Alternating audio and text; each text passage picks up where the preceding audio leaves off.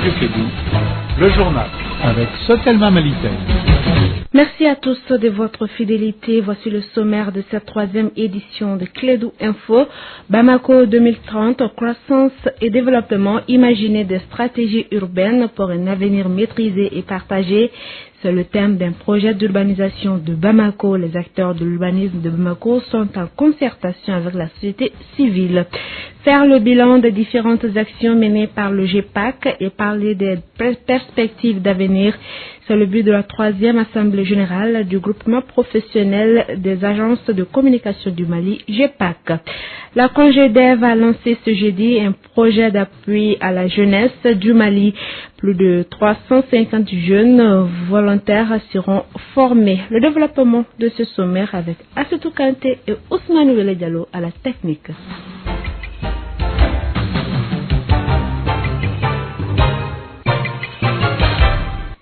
Bonsoir et bienvenue dans cette troisième édition de Kédou Info. Les acteurs de l'urbanisme de Bamako sont en concertation avec la société civile sur Bamako 2030, ma ville demain. Il s'agit pour la mairie du district de Bamako de présenter sa vision politique de Bamako à l'horizon 2030. Le thème de cette concertation est Bamako 2030, croissance et développement, imaginer des stratégies urbaines pour un avenir maîtrisé et partagé. La mairie du district de Bamako est l'initiatrice de cette concertation de 3 jours. L'ouverture a eu lieu ce matin au Centre culturel français. Le point avec Fanta Diakité. La mairie du district de Bamako, à travers ces 3 jours de concertation, souhaite mener une grande sensibilisation de la population sur l'avenir de Bamako à l'horizon 2030. Koulibaly Juliette Paradis, conseillère technique du développement urbain à la mairie du district de Bamako. Il y a eu beaucoup de temps forts. En 2010, un premier forum du développement urbain. En 2011, un atelier sur les nouvelles centralités à réaliser dans cette capitale. En 2012, un travail de synthèse et la production d'une première vision de Bamako à horizon 2030 et maintenant une concertation avec la population à travers notamment les scolaires. L'objectif, c'est de définir un projet politique, un projet partagé avec la population, avec les acteurs de la ville, qui servent de fondement à une stratégie de développement qui, elle, sera traduite dans les documents réglementaires tels que le schéma directeur d'urbanisme de Bamako et environ. La sensibilisation sera également à la note des jeunes scolaires et étudiants au cours du premier semestre 2014. Il s'agit à travers les enfants de préparer les citoyens de demain et de toucher les parents.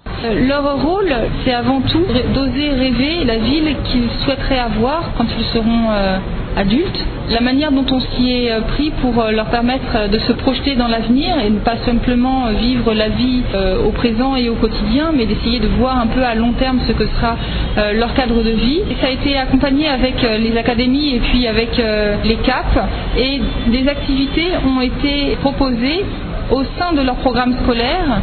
Qu'est-ce que les maires pensent de cette politique de l'urbanisation de la ville de Bamako à l'horizon 2030? Kondé Fatmata Doumbia, maire de la commune 1, répond. Le problème de la fluidité, le problème de l'assainissement, le problème de gestion des terres, il y a trop de problèmes. Et très souvent, ce sont les élus locaux qui sont incriminés. Donc, si face à tous ces problèmes-là, la mairie du district a eu l'initiative d'initier ce projet. Les collectivités du district, nous sommes 6. C'est un projet qui a été le bienvenue pour nous.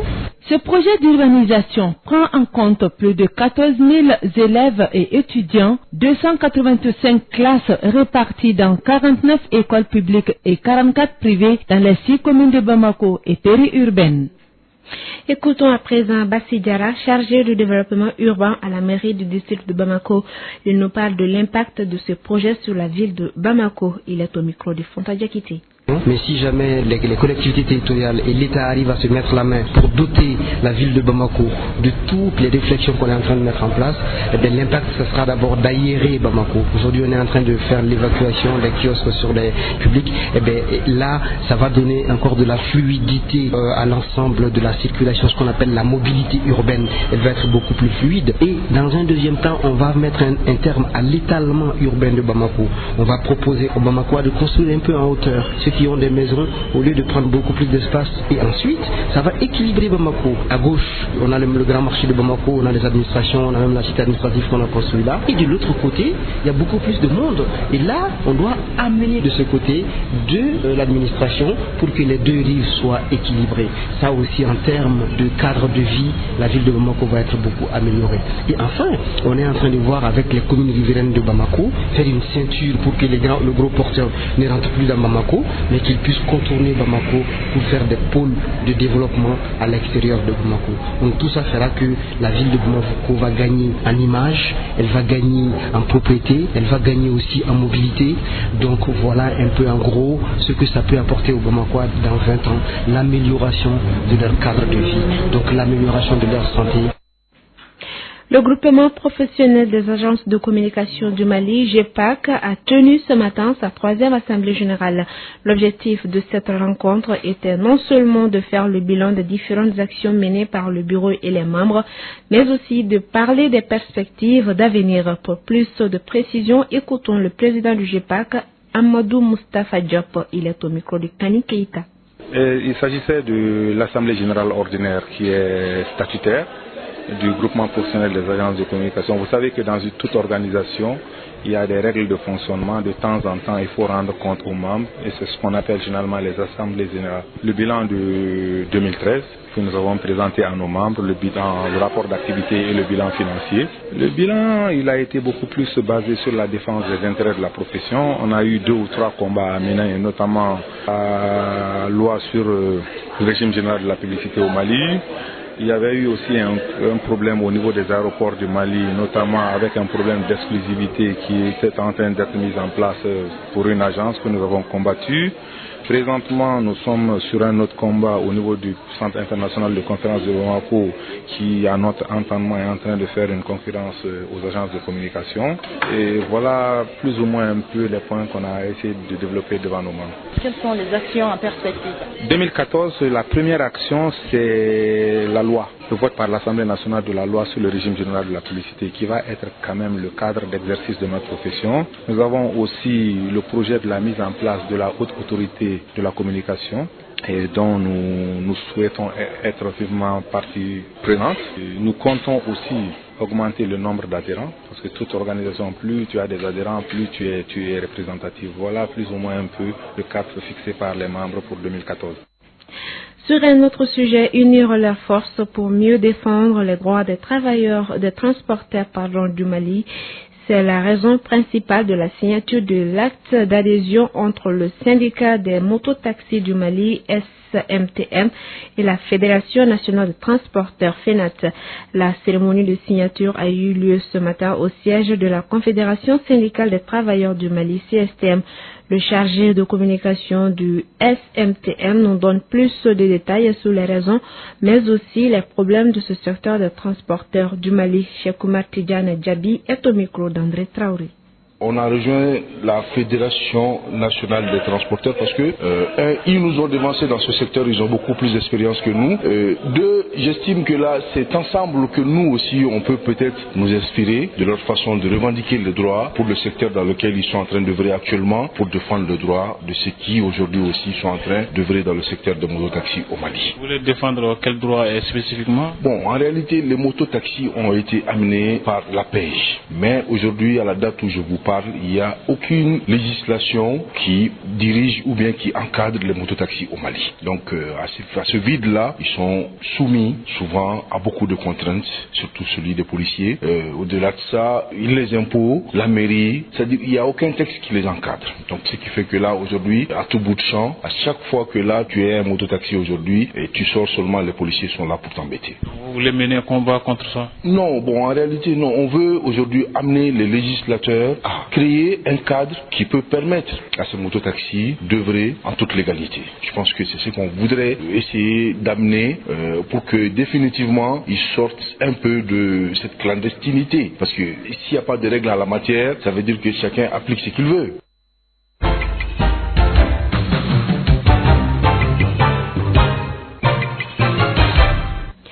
16h passées de 12 minutes, nous poursuivons cette édition. La Coalition nationale des jeunes volontaires de développement, CONJEDEV, a lancé ce jeudi un projet d'appui à la jeunesse du Mali en vue de la réconciliation, la paix à travers les nouvelles technologies de l'information dans une situation post-conflit.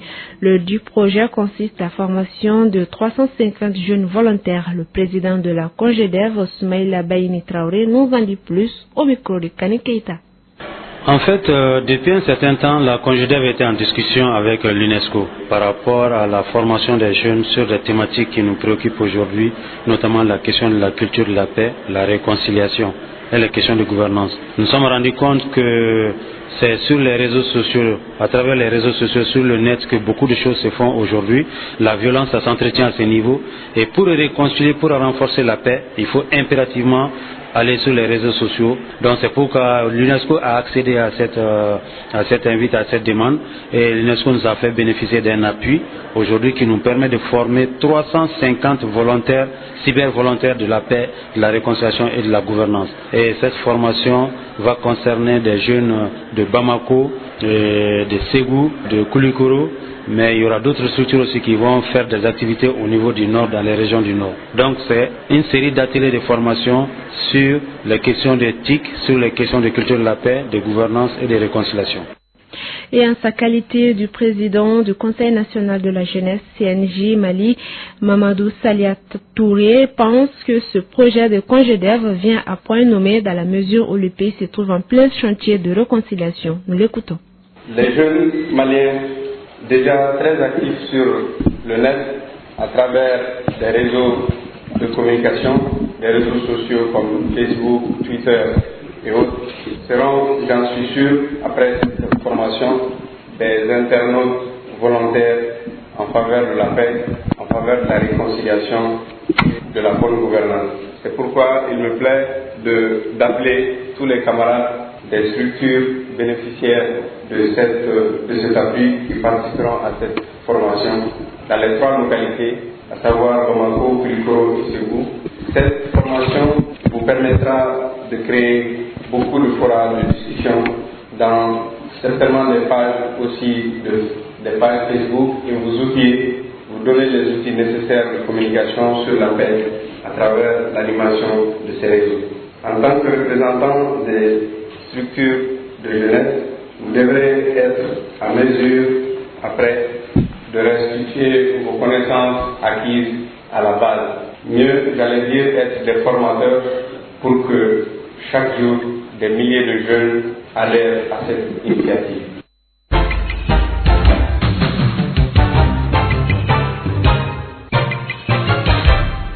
Sport à présent, le président de la Fédération malienne de football, Boubacar Baba Diarra, donne son bilan de 6 mois à la tête de la fédération. Il a rencontré ce matin la presse au siège de la FEMAFOOT à l'ACI 2000. Nous vous proposons d'écouter un extrait de son intervention propre recueilli par Djibril Kaba. Dans le dessein de l'élargissement de la base de football, pour permettre l'élargissement de la base de détection des talents, la recherche de financement est en cours afin de créer un championnat national de 2e division avec 18 clubs participants, un championnat national junior avec 12 clubs participants et un championnat national cadet avec 12 clubs participants. 450 millions de francs CFA sont exigés pour l'organisation de ces différents championnats. Déjà, le comité exécutif a donné son accord pour la participation des différentes équipes nationales aux différentes compétitions à venir, à savoir les Jeux africains de Brazzaville pour les locaux, les Jeux de Gaborone pour les minimes, le tournoi de l'UFOA B à l'intention des cadets, le tournoi de l'UFOA A à l'intention des locaux, la CAN 2015 à l'intention de l'équipe nationale senior. En plus, les U15, c'est-à-dire les minimes, participeront au tournoi international de Lugano en Suisse en fin mai 2014 et seront les invités d'honneur des festivités du centenaire de la Fédération andalouse de football à Séville en 2015. Dans le domaine du jeu et des compétitions, les résultats enregistrés par nos différentes sélections nationales n'ont pas été à la hauteur des attentes. Quart de finalistes au championnat africain des nations en Afrique du Sud, après avoir été premier du groupe. Éliminé en phase de poule lors de la Coupe de l'UEMOA à Abidjan. 2 clubs qualifiés sur 4 lors des éliminatoires des Coupes africaines de clubs. Élimination de la sélection nationale féminine au premier tour de la CAN à Bamako pour rendre désormais ces résultats reluisants et à hauteur des souhaits. Des concertations ont été organisées avec la participation de tous les acteurs des différents segments du football malien. Ces concertations ont été élargies aux joueurs de la sélection nationale à la faveur de la rencontre amicale Mali-Sénégal jouée le 5 mars à Saint-Leu-la-Forêt.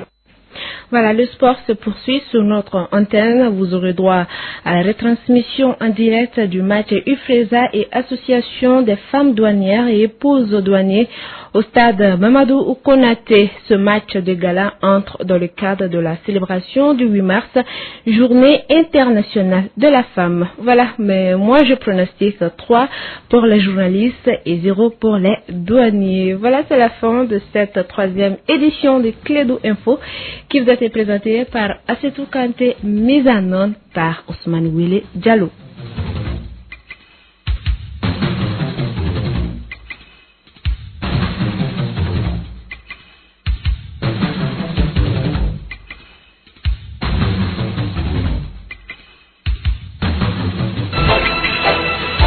Radio Clédou, le journal avec Sotelma Malitaire.